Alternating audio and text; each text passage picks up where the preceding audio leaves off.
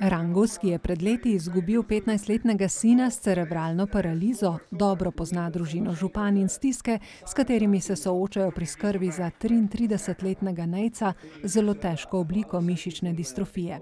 Meni ni nobene stvari za ta namen narediti, kajti vem, kakšni stroški so, imam izkušnje s tem.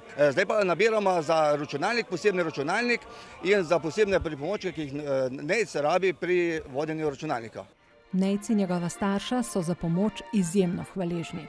Vsaka taka zadeva je tako dobrodošla in tako, kot je že Nejc sam povedal, nam to veliko pomeni, ker enostavno čutiš, da nisi pozabljen od ljudi.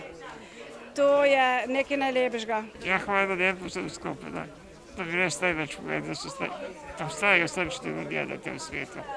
Petankarji so prišli v Cerov Log iz vse Slovenije. V ekipah je bilo več kot 60 igralcev, ki so odprli srce za Nejca. Oče njegov igra tudi pikado z mano, tudi pri Petankarjih smo skupaj, tako da so tudi vsi športniki pri društvu upokojencev Šentjernej prispevali za Nejca. Velik je bil tudi odziv drugih donatorjev podjetnikov, je povedal Rangus. Smo hodili po gostilnah in okoli privatnikov, smo vprašali, če bi kjer dal, smo blagajniške prejemnike, da je to vse uradno, da to ne gre po krivi poti.